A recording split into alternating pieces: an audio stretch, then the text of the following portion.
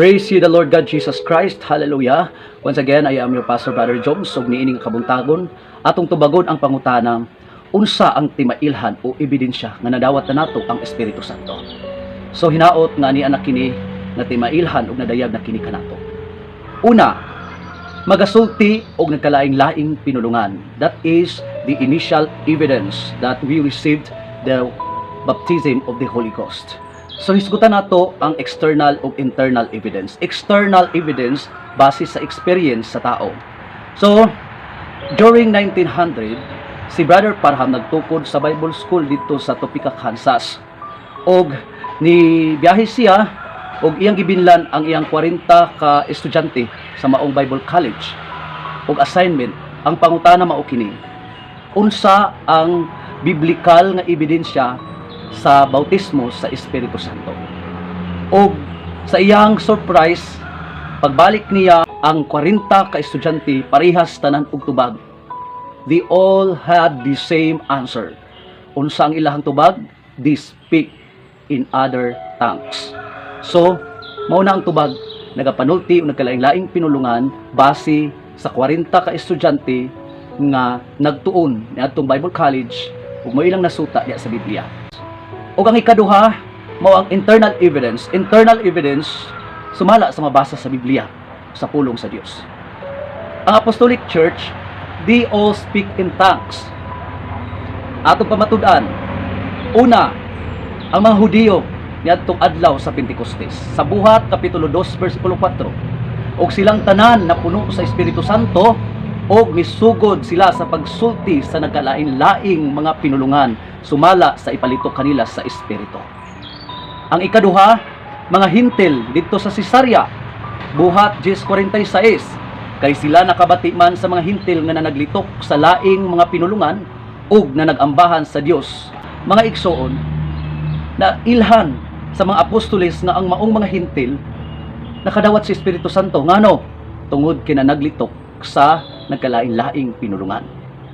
Okay, ang ikatulo, mga taga-Efeso, Buhat kapitulo 19 versikulo 6, og sa napandungan na sila ni Pablo sa iyang mga kamot, ang Espiritu Santo mikunsad kanila og sila na nagpanulti sa laing mga pinulungan ug na naghimog mga propesiya. So sadya nga nadawat lang Espiritu Santo na nagsulti sila og laing mga pinulungan. Ang ikaupat, si Apostol Pablo mismo sa Buhat 9:11 og mapuno siya sa Espiritu Santo. Og sa 1 Corinto 14:18 nag-ingon dinhi, nagapasalamat ako sa Dios nga makamaong musultig mga dila labaw pagani kaninyong tanan. So sa English ani mga kaigsuonan sa King James Version, I thank God, I thank my God, I speak with tongues more than ye all. Bot pasabot nagsulti gyud sa dila. Medyo na ay variations o sayop nga paghubad sa pinadayag version, kay sa pinadayag version makamaong musulti, which is sa King James Version, I speak with tongues. Nisulti gyud siya og nakalain-laing ug laing pinulungan. Diba?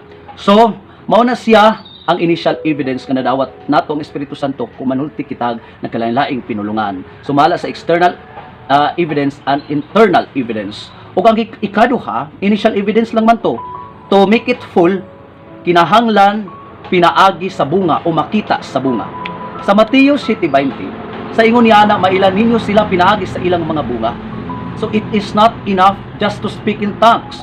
Kay initial evidence lang man to, kinahanglan maila kini pinaagi sa bunga. Unsa man ang bunga? Galacia 5:22-23. Apan ang bunga sa Espiritu mao ang gugma, kalipay, kalinaw, pailog, pagkamapuanguron, pagkamaayo, pagkamatinumanon, kaagok, pagpugong sa kaugalingon, na sa maong mga butang walay kasuguan nga kabatok. So ang bunga di ay mga kaigsuonan, mga kinaiyahan. Di ba? Importante kini nga ato ang madayag ug masuta kini kanato aron masiguro nato nga nadawat na gid nato ang Espiritu Santo. Kay sa Mateo 21:18-19, og sa pagkabuntag sa naglakaw siya balik sa syudad, siya gigutom, og sa pagkakita niya sa usa ka kawing igira diha sa daplin sa dalan, iyang giduol kini ug wala siya nakita niini nga bisan unsa, gawas sa mga dahon lamang. Ug iyang giingnan kini, sukad karon dili kanagayod magapamungag usab, ug ang kahoyng igira nalaya diha. Si Ginoong Hesus mga igsuon niadtong adlaw gigutom ug niadto sa igira, kahoyng higira, apan wala siya nakakita og bunga niini, nakita lang niya nga daghang dahon. So nasuko siya og iyang gitunglo ang maong kahoy higira. So dili day malipay ang Ginoo nga walay bunga, nga mag-speak in tongues lang, siguro na anay mga maayong nga mga binuhatan, pero walay maayong kinaiyahan.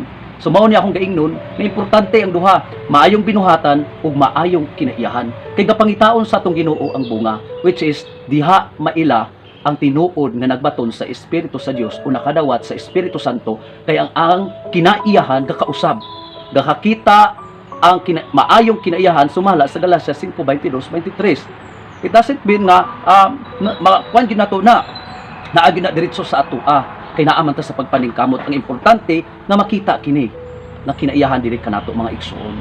So the Bible evidence that we have already baptized into Holy Ghost is that we speak in tongues, that is initial evidence, and finally makita ang bunga dinhi kanato nga mao ang maayong kinaiyahan.